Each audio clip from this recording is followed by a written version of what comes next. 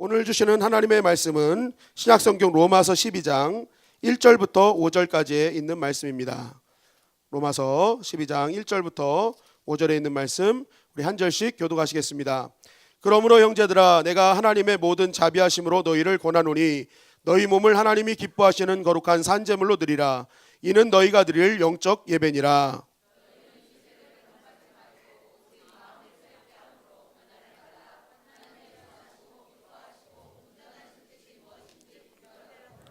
내게 주신 은혜로 말미암아 너희 각 사람에게 말하노니 마땅히 생각할 그 이상의 생각을 품지 말고 오직 하나님께서 각 사람에게 나누신 믿음의 분량대로 지혜롭게 생각하라.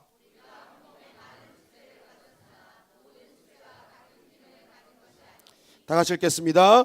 이와 같이 우리 많은 사람이 그리스도 안에서 한 몸이 되어 서로 지체가 되었느니라. 아멘. 자, 오늘은 본문 말씀을 가지고 특별한 사람이 되는 원리라는 제목으로 하나님 말씀을 증거하겠습니다. 우리 마태복음 7장 24절 27절은 이렇게 증거하고 있습니다. 다 같이 읽겠습니다. 그러므로 누구든지 나의 이 말을 듣고 행하는 자는 그 집을 반석 위에 지은 지혜로운 사람 같으리니 비가 내리고 창수가 나고 바람이 불어 그 집에 부딪히되 무너지지 아니하나니 이는 주초를 반석 위에 놓은 까닭이요 나의 이 말을 듣고 행하지 아니하는 자는 그 집을 모래 위에 지은 어리석음 사람 같으리니 비가 내리고 창수가 나고 바람이 불어 그 집에 부딪힘에 무너짐이 심하니라. 아멘. 이 말씀 우리가 잘 아는 말씀입니다. 두 집에 대한 비유입니다. 두 집이 있었는데 한 집은 비가 내리고 창수가 나니까 한 집은 무너지고 한 집은 무너지지 않았다. 그 이유를 찾아보니까 무너진 집은 모래 위에 지었고 무너지지 않는 집은 반석 위에 지어 있더라라고 주님이 말씀하는 것입니다. 주님은 왜 이것을 말씀하셨을까? 이 말씀의 의도는 무엇일까요? 이 말씀은 한마디로 신앙의 기초에 대한 말씀입니다. 신앙의 기초는 무엇이냐? 신앙은 기초 싸움이라는 거예요. 기초가 튼튼해야 된다는 거예요. 우리가 보여지는 건물 짓는 싸움, 보여지는 싸움, 보이는 싸움이 아니라 보이지 않는 기초를 단단히 할 때 싱싱한 신앙을 유지할 수 있다라는 것을 말씀하고 있는 것입니다. 여러분, 비가 오고 창수가 나도 무너지지 않는 그러한 신앙인이 되기를 주님의 이름으로 간절히 축원합니다. 그런 신앙은 뭘까요? 그런 신앙을 뭘까? 제가 그래서 오래전 사진을 찾다가 좀 이렇게 감동이 오는 사진이 있어서 사진을 2장 갖고 왔는데 한번 보여주실까요? 네. 그리고 한 장 더 보여주시죠. 네. 네. 이분은 치워주시고 제 사진으로. 네. 네. 이게 이제 저희 큰 아들이 돌을 마치고 이제 서울로 상경하던 고속도로에서 찍은 겁니다.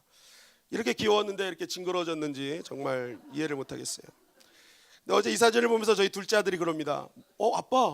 아빠는 15년 전 똑같아. 어떻게 변함이 없어 그러는 거예요. 예. 제가 방부제 남입니다. 방부제나. 절대 변함이 없는 얼굴. 근데 이 사진이 여러분 되게 행복해 보이잖아요. 이게 저도 이거 보면서 참 행복했는데 사실 이 사진에는 비밀이 있습니다. 굉장히 비밀이 있는데 뭐냐? 이게 바로 죽기 직전에 죽을 뻔한 고비를 넘긴 후에 찍은 사진이에요. 요 전에 바로 전에 죽을 뻔한 고비가 있었어요. 그게 뭐냐? 고속도로를 타고 가는데 차가 갑자기 엑셀레터가 안 밟히고 그냥 쓰기 시작하는 거예요. 100과 120km 막 달렸는데 갑자기 차가 안 밟히고 그냥 이제 이게 그냥 서기 시작하는 거예요. 이야, 그냥 정말 등에서 땀이 나고 이건 큰일 났다. 애는 타고 있죠. 가족은 다 타고 있는데 이거 어떻게든 세워야 되는 거 아닙니까? 그래가지고 막 뒤에 보면서 막 깜빡이 켜가지고 겨우겨우 속도 맞춰가지고 갓길에 세워놓은 다음에 찍은 사진이에요. 그러니까 만약에 그때 갓길에 세워놓지 않고 막 차들이 정말 엄청 많이 와가지고 속도를 감지하지 못했으면요 저희 가족 죽었을 거예요. 그런데 감사하게도 그때는 차량이 별로 안 다닌 거예요.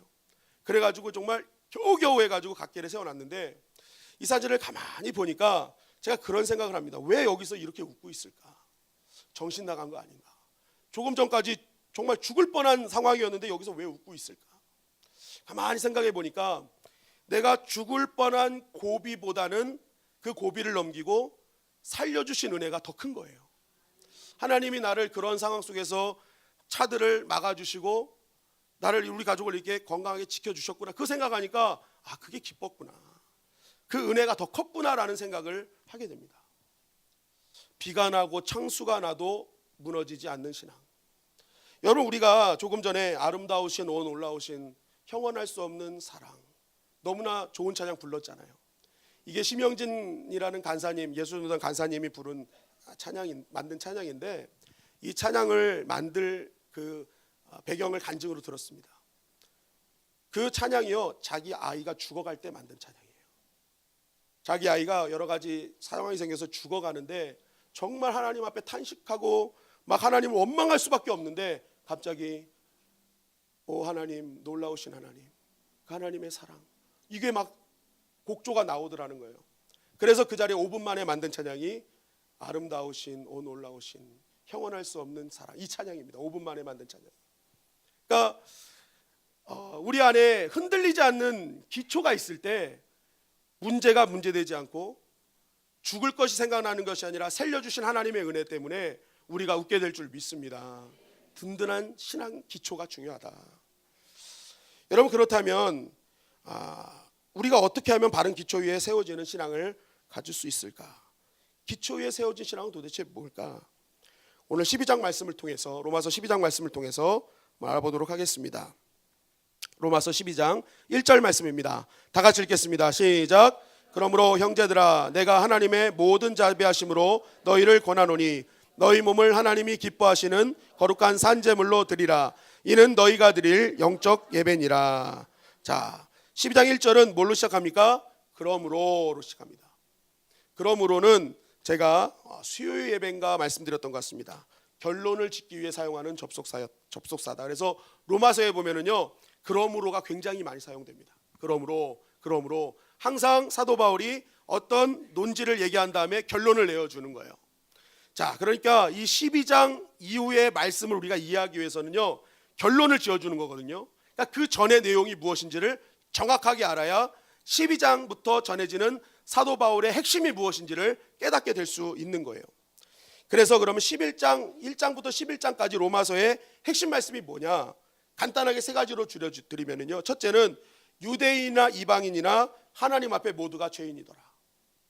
한 사람도 빠짐없이 죄인이더라. 그 이유가 뭐냐? 율법을 잣대로 딱 들이대면 율법 앞에 의인될 사람 하나도 없다.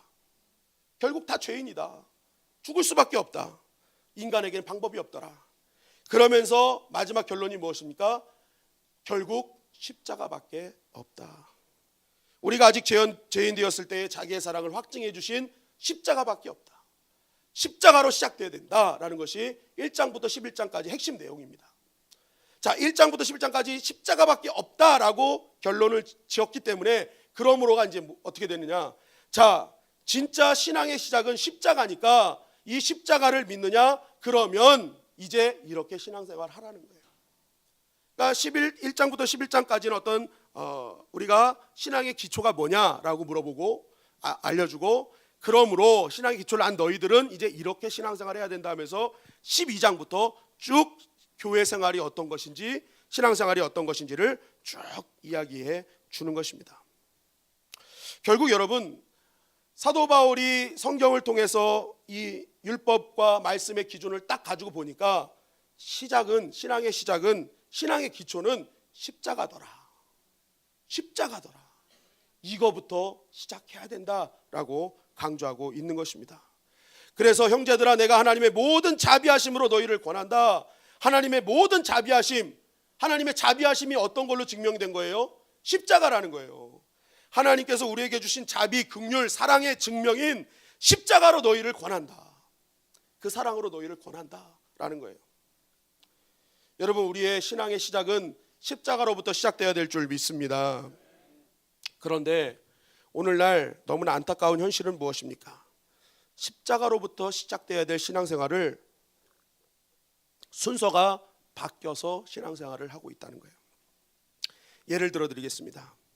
우리 주님의 영광교회 새신자가 오셨어요. 새신자들이 오시면은요, 이렇게 밥을 먹고 이렇게 말씀 들어다보면 이렇게 말씀하세요. 교회 분위기가 참 좋네요. 활기차네요. 정말 이 주변의 교회를 다녀봤는데 참 주님의 영광교회가 정말 이게 좋은 것 같습니다. 한번 다녀볼 생각입니다. 라고 이렇게 이게 결정을 하시더라고요. 감사하게 지난 하반기 동안 보니까 한 30분 정도가 정착을 하셨어요. 그리고 지금도 굉장히 많은 분이 새가족 교육을 하고 계십니다. 그러니까 계속 앞으로 이제 교회가 이렇게 잘 정착이 될 것 같은데, 그런데 아무튼 이렇게 해서 아유 좋을 것 같아 한번 다녀볼게요 라고 이렇게 얘기를 하셔요. 그래서 이제 몇 개월 다니다 보니까 어떤 분이 싹 붙어가지고 그 정도 다녔으면 봉사를 좀 해보시면 좋겠습니다 얘기합니다. 그러면 그래요? 봉사 좀 해줘. 그러면서 각 부서로 가서 봉사를 하기 시작해요. 봉사를 열심히 하니까 또 이제 어떤 분이 탁 와가지고 봉사 저 정도 하니까 이제 선교를 좀 다니셔야 됩니다. 딱 그러는 거예요. 구제도 좀 하셔야죠. 그래서 이분이 또 그래요? 남 돕는다는데 열심히 해야죠 하면서 막 선교도 가고 구제도 해요. 남을 돕고 이렇게 하니까 막 다른 사람이 기뻐하는 거 보니까 막 행복한 거예요. 야, 참 좋다. 그렇게 막 하다 보니까 이제 1년이 딱 지나고 한 1년이 2년 딱 지나니까 어떤 분이 종이 한 장을 딱 들고 와요. 자, 이제는 서리집사가 될 수 있을 것 같습니다. 서리집사 신청하십시오. 그래요? 하는 건 좀 서리집사 신청을 해요. 그래가지고 서리집사 신청을 해가지고 막 여기서 집사님 하니까 그것도 괜찮아요. 그래가지고 이제 집사님으로 이렇게 생활하다 보니까 이제 어느 정도 되니까 또 어떤 분이 이 정도 되면 권사님 해야 돼. 이 정도 하면 안수 집사님 해야 돼. 그러면서 직분을 받으라고 그래요. 그래요? 권사님하고 안수 집사님이 높아지는 거니까 좋네. 해가지고 또 직분을 받아요. 그리고 나서 그 정도 하다 보니까 나중엔 자연스럽게 장로님이 되는 거예요. 그런데 여러분 진짜 있었던 일입니다. 어떤 교회에서 장로님이요 임종 직전에 이제 목사님이 임종 예배를 드리러 딱 갔어요. 장로님 참 그동안 고생과 수고 많으셨습니다. 하나님께서 기뻐하실 거예요. 딱 그랬더니 장로님이 목사님 나 예수님이 안 믿어져 그러더라고요. 30년 40년 그렇게 교회를 충성하셨던 분인데 마지막 죽기 전에 나 예수님이 안 믿어져. 그러고 그냥 돌아가셨대요. 30년 충성하시다가 예수님 안 믿고 돌아가신 거예요. 여러분 이게 어떻게 된 일일까요? 왜 이런 일이 일어날까요? 여러분 순서가 바뀌었기 때문에 그래요. 지금까지 한번 얘기를 가만히 들어보세요. 신앙생활 시작했는데 이 사람에게는 뭐가 없었어요? 십자가의 경험이 없어요. 그냥 교회 생활만 한 거예요. 이거 하라니까 이거 하고 저거 하라니까 저거 하고 시간 되니까 직분 받고. 그런데 단 한 번도 먼저 기초가 되는 십자가 앞에 자신을 내어본 적도 없고 눈물 한 번 흘려본 적도 없고 십자가의 의미가 무엇인지 왜 십자가를 나에게 주셨는지 이것을 정확하게 깨달지도 못하면서 그냥 교회 생활에 베테랑 돼서 이거 하면 좋아하겠지 저거 하면 좋아하겠지 그냥 사람의 보이는 것 좋아하는 것대로 그냥 신앙생활 하다가 결국 십자가의 의미도 모르고 십자가의 감격도 모르고 구원의 기쁨도 모르고 그냥 그렇게 죽어버리는 거예요.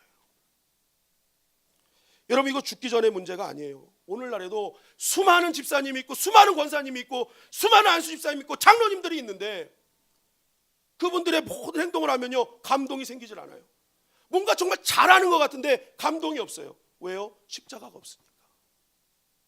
내 의, 장로의 직분, 목사의 직분, 그냥 직분 그 역할만 하는 거예요. 역할만. 내 안에 십자가 없이 감동도 없고 그렇다고 하는 사람도 즐거움도 없어요. 지쳐가기만 하고 내가 하는 것만큼 주는 것 같지도 않고 십자가가 없는 신앙생활에 폐해라는 거예요. 무엇입니까? 순서가 잘못된 거예요. 십자가 없이 교회 생활만 하는 거예요. 베테랑이 돼가지고 뭐 하면 좋아하는 거 다 알아요. 이거 하면 사람들이 좋아할 거야. 저거 하면 목사님이 좋아할 거야. 그것만 찾아서 하는 거예요. 십자가는 내가 좋아하는 거, 내 생각대로 하는 겁니까? 십자가는요 세족의 영성이에요. 예수님은 십자가 달리기 전에 제자들의 발을 씻겨주시잖아요. 너도 이와 같이 해라. 내려가라. 섬겨라. 없는 것처럼 살아라. 순서가 바뀌니까 제대로 된 신앙생활이 안 되고 결국 죽기 전에 예수님 안 믿어져 하고 죽는 그러한 인생을 살아갈 수밖에 없는 것입니다. 여러분들의 신앙을 한번 체크해 보시기 바랍니다. 나에게 십자가는 과연 어떤 사건이냐? 왜 그 십자가를 나에게 주셨느냐? 왜 예수 그리스도가 십자가에 나 때문에 죽어야 되는가? 이거 우리 묵상해야 된다는 거예요. 오늘 이 예배도 나올 때도요 어떤 분들은 내가 오늘 이거 끝나고 목자로 어떻게 해야 될까? 어떻게 밥을 해야 되지? 어떻게 뭘 해야 되지? 역할로 온 분들이 있다면 여러분 그 예배 실패한 예배예요. 여러분 이 예배는요 십자가를 묵상하는 예배가 되어야 될 줄 믿습니다. 나는 예수님 때문에 살았습니다. 그 십자가의 은혜 때문에 난 여기 있습니다. 이 고백이 있는 예배가 살아있는 예배가 될 수 있는 것입니다. 여러분 교회도 마찬가지예요. 교회가 어느 교회가 하나님이 기뻐하시는 교회일까요? 여러분 교회가 생기는 그 말씀은요 사도행전으로부터 시작됩니다. 사도행전 통해서 오순절 성령을 받은 제자들 통해서 교회가 생겼다. 초대교회가 생겼다. 그런데 여러분 성경의 순서를 우리가 잘 알아야 되는 게 사도행전은 반드시 복음서 뒤에 온다는 거예요. 이게 뭘 의미할까요? 진짜 교회가 될 수 있는 교회가 교회되는 방법은 복음이 앞서야 된다는 거예요. 예수 복음이 없는 교회는 교회가 아니라는 거예요. 먼저 복음으로 충만한 자들이 모여야 진짜 교회가 될 수 있다. 순서가 얘기를 해주는 거예요. 교회 다음에 복음이 증거됐어요? 그렇지 않아요. 예수님 이 땅에 오셔서 복음이 증거돼서 교회가 생겼어요. 교회는 항상 복음이 앞서야 되는 것입니다. 그때서야 비로소 교회다울 수 있는 거예요. 아무리 화려한 건물을 자랑하고 막강한 숫자를 자랑한다 해도 그 안에 복음 없으면 교회 아니에요. 건물이에요. 건물. 주님의 말씀의 기준이 되고 주님의 가치가 기준이 돼야 되는데 세상의 가치 속성을 가지고 와서 그것으로 교회를 판가름한다? 세상이죠. 세상. 성도는 눈에 보이는 부흥에만 목말라서는 안 되는 것입니다. 어떤 분은 부흥이 안 된다 그래요. 왜요? 눈에 보이는 숫자, 교회 건물만 보니까. 여러분 부흥은요 리바이벌이요. 다시 살아났다. 여러분 저는 부흥을 이렇게 봅니다. 죽어갔던 가정이 어느 순간 예배에 나오고 있어요. 하나님 앞에 진실된 예배를 드리고 있어요. 부흥되고 있구나. 그거 봐야 되는 거예요. 성도 한 분 한 분, 내 옆에 있는 믿음의 가족이 어느 순간 예배 안 드리다가 예배 드리고 있어요. 말씀의 가치가 없고 말씀의 기준대로 살지 않다가 어떻게든지 말씀대로 살아보려고 하면 부흥되고 있구나. 그게 리바이벌입니다. 그런 교회에 하나님이 역사하셔서 그런 복음으로 무장한 교회를 통해서 하나님이 진짜 눈에 보이는 부흥을 허락해 주시는 것입니다. 여러분 왜 자꾸만 눈에 보이는 걸로 평가할까요? 내 안에 복음이 없다는 증거예요. 진짜 부흥의 의미를 모르니까 그런 말 하는 거예요. 고린도전서 1장 18절에 보니까 십자가의 도가 멸망하는 자들에게는 미련한 것이요 구원을 받는 우리에게는 하나님의 능력이라. 복음 없는 자들은요 십자가 복음은 미련한 거래요. 아유 목사님 세상 모르는 소리 하지 마세요. 무엇 십자가 복음 그거보다 더 중요한 것들이 얼마나 깔리고 널렸는데 천지백깔인데 부흥할 수 있는 방법들이 얼마나 세상에 널리고 빠져 있는데 그거 왜 안 사용해요? 복음 없어서 그러는 거예요. 여러분 십자가의 도가 멸망하는 자들은 미련한 것이라잖아요. 복음 십자가를 미련하게 보면요 이방인과 다른 것이 없는 거예요. 믿음 없는 자와 다른 것이 없는 거예요. 그들은 멸망한대요. 그런데 무엇입니까? 구원받는 우리에게는 하나님의 능력이라. 목사님 십자가만 붙들면 하나님 능력 주신대요.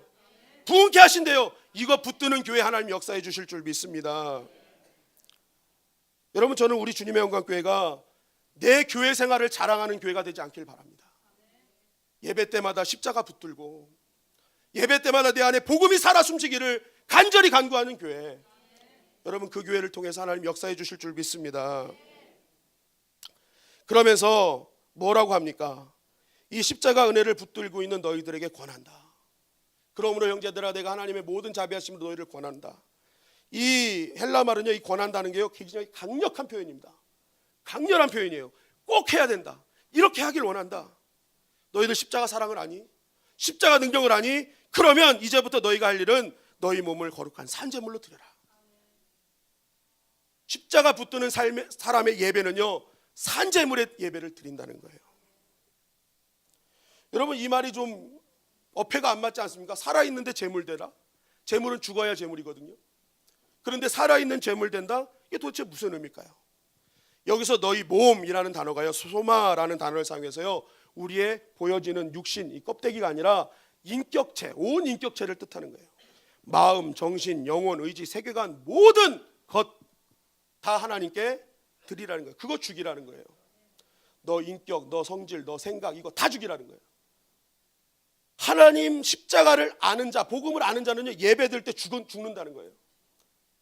내가 원하는 대로 예배 색깔, 내가 보여지는 예배 화려함 이거 보는 것이 아니라 진짜 좋은 예배는요, 그 예배가 내가 죽어가는 예배가 될 때 그 예배가 진짜 살아있는 예배라는 거예요.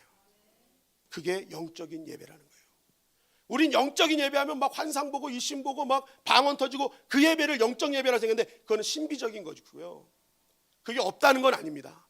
그러나 오늘 사도 바울이 강조하는 예배는요, 죽는 예배가 진짜 영적 예배라는 거예요. 예배를 제대로 드리면요, 죽음을 느끼게 되어 있어요. 아, 내가 너무 살아있었구나. 내가 살아있음으로 예수님이 죽었구나. 내가 살아있음으로 내 직장의 동료들이 죽어가고 있었구나. 내가 살아있음으로 내 자녀들이 죽어가고 있었구나. 깨닫게 되는 거예요. 여러분, 예수님이 세상의 빛과 소금이 되라 말씀하셨습니다. 우린 그것을 아멘으로 받죠. 그게 어떤 의미입니까? 여러분, 소금은요, 형체로 있을 때는 맛을 느낄 수 없어요. 그게 녹아지고 없어져야 그때부터 맛이 느껴집니다. 예수님이 너 소금 되라 라는 것은 녹아서 없어지라는 거예요. 너 현장에, 삶의 현장에서 녹아서 없어져 죽어야 돼. 그래야 하나님이 영광 받으셔. 빛이 되라. 양초가 빛을 위해서 자기가 태워서 죽잖아요. 태워서 죽으라는 거예요. 너 그 형체 그대로 갖고 있으면 아무 일도 없어. 그러나 빛으로 너희가 태워서 죽어라. 없어져 버려라. 어떤 일이 벌어지는지 봐라. 죽는 자, 희생의 능력이 있다는 것입니다. 여러분, 스포츠 감독이 제일 좋아하는 선수가 누굴까요? 홈런 치는 선수보다 희생타 치는 선수래요. 팀을 위해서 죽을 수 있는 사람. 자기는 홈런 치고 싶지만 이 자리에서 감독이 야, 죽어야 돼. 그러면 번트로 죽는 사람. 그 선수를 가장 기뻐한답니다. 우리 어제 이승훈 선수가 매스타트 금메달 땄습니다. 너무 감사한 일이에요. 그런데 이 이승훈 선수가 금메달 딸 수 있도록 해준 사람이 누구였습니까? 정재현이라는 선수였어요. 세 바퀴까지 남겨둘 때까지 혼자서 그 레이스를 이끌었잖아요.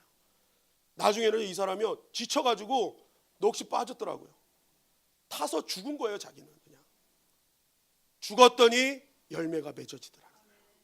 면류관이 생기더라는 거예요. 여러분, 이게 또 이승훈 선수도 마찬가지입니다. 팀 추월 경기에서요, 가장 선두에 가장 많은 공기저항을 받는 데잖아요. 가장 노장인데 혼자서 4바퀴를 책임졌대요. 희생한 거예요. 죽었어요. 그러니까 그 죽음을 따라서 후배들이 죽는 거예요. 같이. 희생이구나. 스포츠는 희생이구나. 여러분, 교회가 왜 내 목소리만 나올까요? 희생하는 사람이 없어요. 예배를 통해 죽는 사람이 없는 거예요. 내가 죽겠습니다 하면 교회가 더 하나님 앞에 큰 열매와 면류관을 얻게 될 텐데 죽지 않는 거죠. 진짜 영적인 예배를 드리지 않는 것입니다. 단기 선교도 가면은요, 선교팀이 모여가지고 다 목사님 오늘 우리 죽고 가겠습니다. 그냥 뭐 불편하고 어렵고 뭐 이거 옷 못 갈아입고 땀 나는 거 이거 괜찮습니다. 그냥 우리 죽겠습니다 하는 선교팀이 가면요, 선교지 살려서 옵니다. 100% 살려서 옵니다. 예수님 사니까.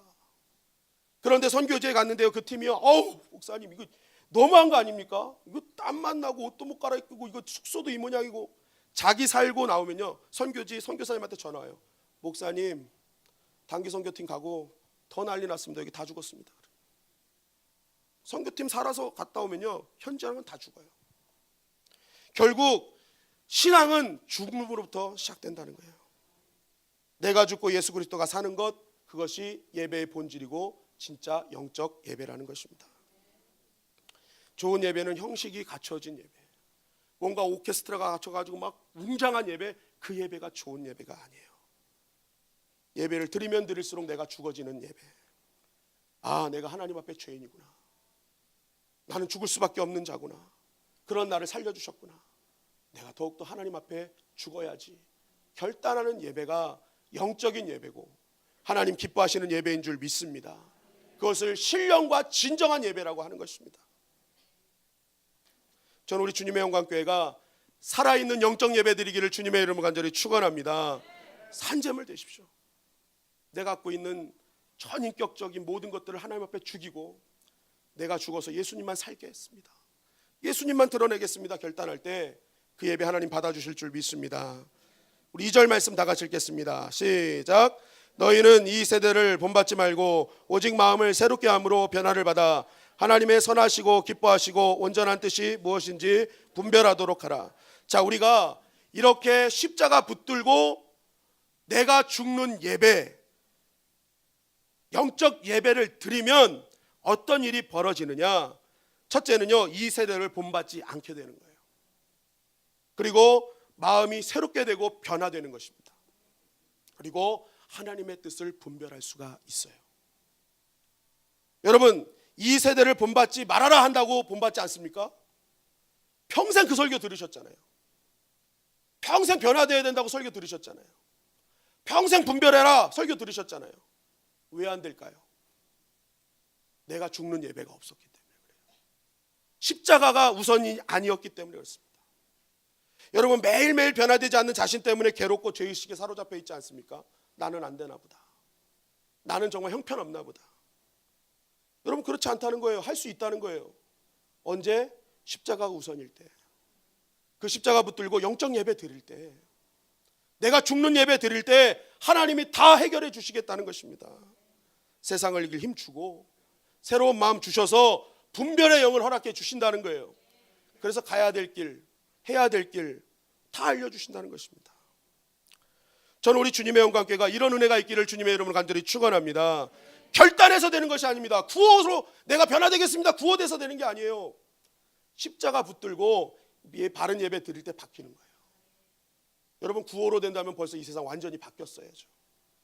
안 됩니다, 바뀌어야 됩니다. 구호로 되는 일이 많지 않잖아요. 결단으로 되는 일이 많지 않잖아요. 저는 살 뺀다고 하는 결단이 10년째 진행되고 있어요. 결단으로 안 돼요. 살 빼겠습니다, 이거 안 되더라고요. 네? 안 되더라고요. 다시 3월 달부터 빼려고 결단을 하고 있어요. 네, 결단하고 있는데 이 결단으로 안 되더라고요. 여러분, 우리가 십자가 붙들고 살아있는 예배로 영광 돌리기를 주님의 이름으로 간절히 축원합니다. 그럴 때 하나님이 역사해 주시는 거예요. 우리 3절 말씀 다 같이 읽겠습니다. 3절 시작. 마땅히 생각할 그 이상의 생각을 품지 말고 오직 하나님께서 각 사람에게 나누어 주신 믿음의 분량대로 지혜롭게 생각하라. 자, 이 3절 말씀에 보니까 생각이라는 단어가 굉장히 많이 등장합니다. 본문에는 3번 나오는데 원문에는 4번이 나와요. 크리스찬이 크리스찬답게 되는 방법은 생각이라는 거예요. 생각. 근데 뭘 생각하냐? 마땅히 생각할 것. 마땅히 생각할 것. 그러니까 십자가를 붙든 자가 마땅히 생각할 것. 하나님이 원하는 생각이라는 거예요. 하나님이 원하는. 마땅히 그거 생각해야 돼.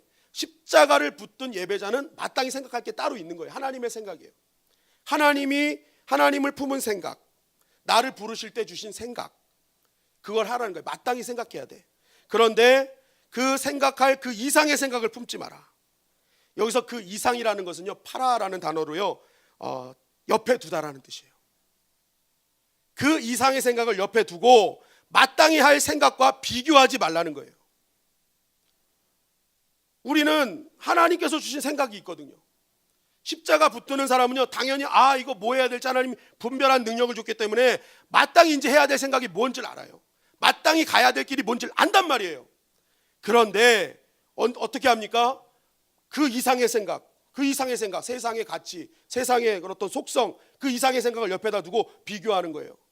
이것만 맞아? 이것도 맞는 것 같은데? 오히려 이게 더 큰 것 같은데? 이렇게 비교하면서 신앙생활 하지 말라는 거예요. 그것이 우리를 무너뜨리게 한다.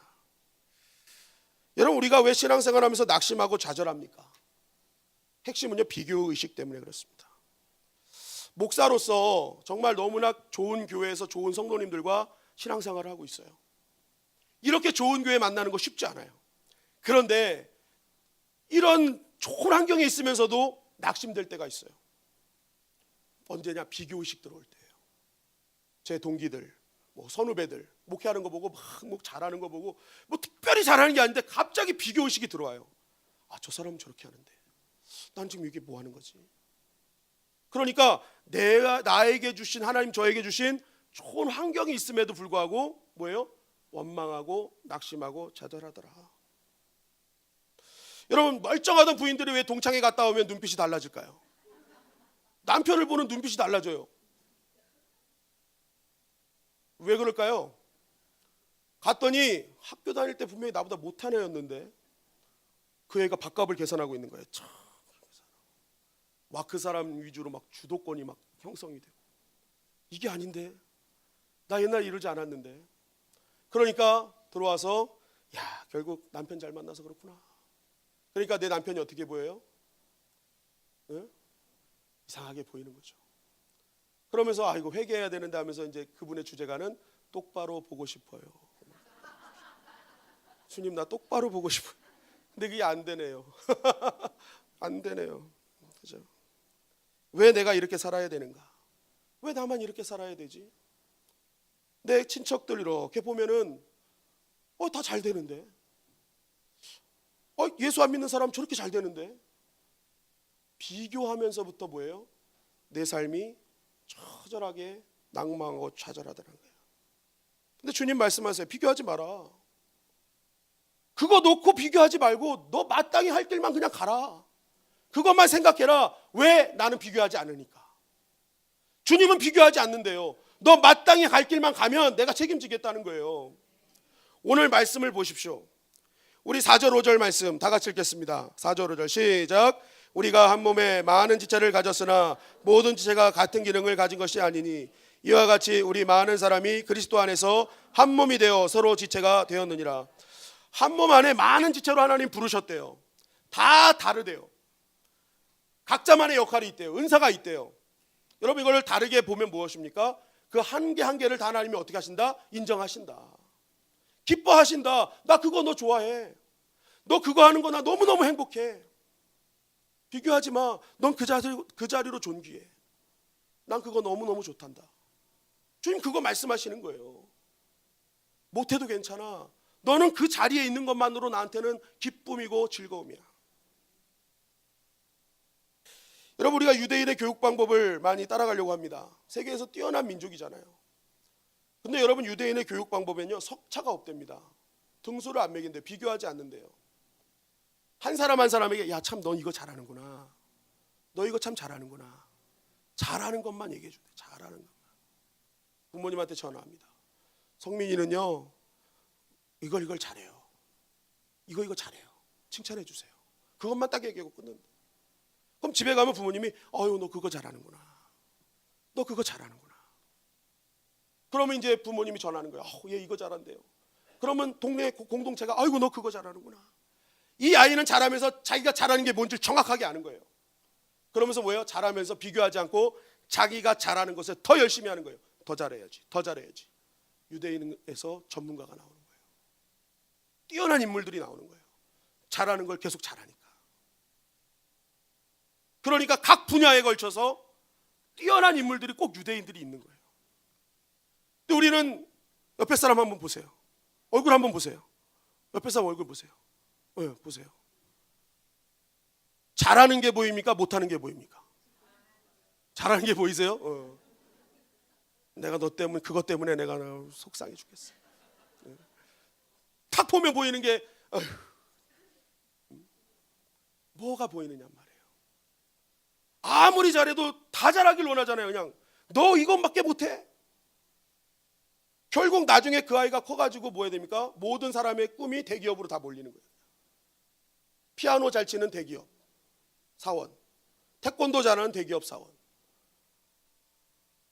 거북이는 물에서 놀고 토끼는 육지에서 놀아야 되는데 거북이를 자꾸만 육지에서 토끼랑 경주시키는 거예요.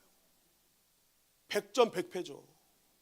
거북이는 어디서 이겨요? 물에서 있어야 100전 100승입니다. 그런데 우리가 거북이가 자꾸만 물가로 나와서 싸우려고 하니까 재워야 되고 수면제 먹여야 되고, 그죠? 편법 쓰는 인생이 돼버리고 마는 거예요. 그 사람 이기려면, 그러니까 맨날 사기치고 편법 쓰면서 이길 수밖에 없는 거예요. 내가 잘하는 자리에 없고 못하는 자리에 있으니까. 비교하면 이렇게 되는 거예요. 근데 주님은 오늘 비교하지 않는다는 거예요. 나 비교하지 않는다. 나는 너의 있는 모습 그대로 너가 존귀하고 너 그 모습 그대로 나는 사랑한다. 너가 아무리 발톱 같은 인생처럼 생각해도 나는 그 발톱 그대로 사랑한다. 여러분, 발톱이요, 나 너무 냄새나서 싫어요 하고 여기 와서 딱 붙어 있으면 이상할까요? 안 이상할까요? 발톱이 나 맨날 냄새만 맡고 있고 그러면서 여기 붙어 있고 저기 붙어 있고 막 이러해 보세요. 이상해지는 거예요. 이상해지는 거예요. 여러분, 발톱이요, 군대 갔다 온 남자분들 아시잖아요. 행군할 때 발톱 빠지면요, 걷지도 못하고 서 있지도 못하고 어떻게 할 수가 없어요. 보이지 않는 것, 하찮은 것 같은데 발톱 하나 빠지면요, 감당을 못해요. 하나님은 그렇게 우리를 만드신 거예요. 그것처럼 소중하다, 그것처럼 귀하다. 난 오늘도 너를 특별한 존재로 이 자리에 불렀다. 여러분, 이것을 느끼는 사람이 어떤 사람이에요? 결국 십자가 붙들고 영적 예배 드리는 사람이 하나님의 은혜가 이것이구나 깨닫게 되는 것입니다.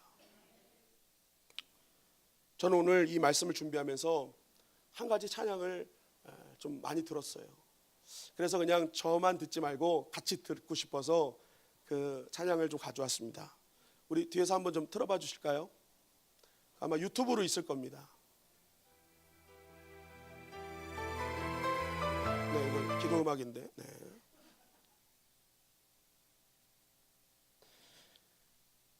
눈을 감고 들으셔도 되고요. 가사가 나오니까 가사를 들으셔도 됩니다. 여러분, 기쁠 때나 슬플 때나 언제나 변치 않는 사실이 있다는 걸 기억하세요. 그것은 예수님이 당신을 매우 사랑하신다는 사실입니다.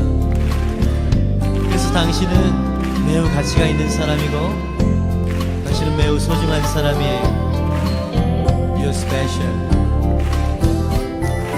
하늘의 별들처럼 해변의 수많은 모래처럼 내 모습 작다 느껴질 때 이 노래를 불러봐요. 손끝에 지문처럼 그대의 가치는 유일하죠. 주 형상 따라 지음받은 그대는 특별해요. 때론 내 모습 너무 평범해. 아무도 내게 관심 없을 거야. 주저앉고 싶어질 때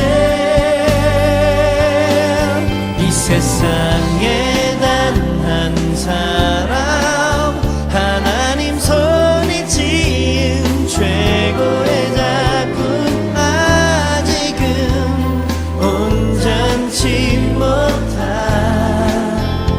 못할지라도 조금씩 완성돼가는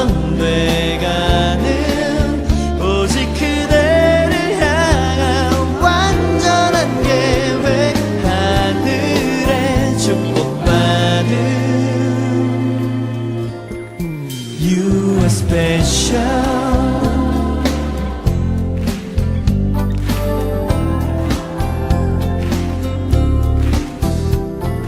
이 작은 애벌레가 아름다운 나비로 변하듯 시간이 되면 변하겠죠. 때론 내 모습 너무 평범해. 아무도 내게 관심 없을 거야. 주저앉고 싶어질 때 이 세상에 단 한 사람 하나님 손이 지은 최고의 작품 아직은 온전치 못할지라도 조금씩 완성돼가는 오직 그대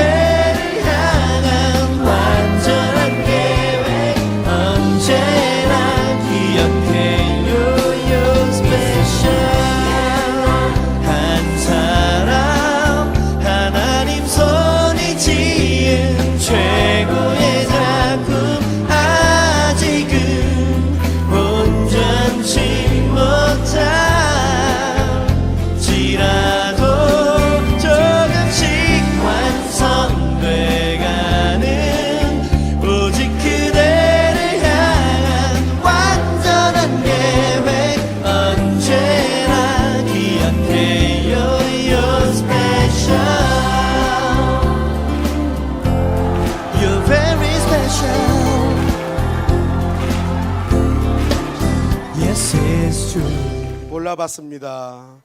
참 특별한 사람이었습니다. 여러분 각자를 한번 인정해 보세요. 하나님께서 여러분 특별하대요.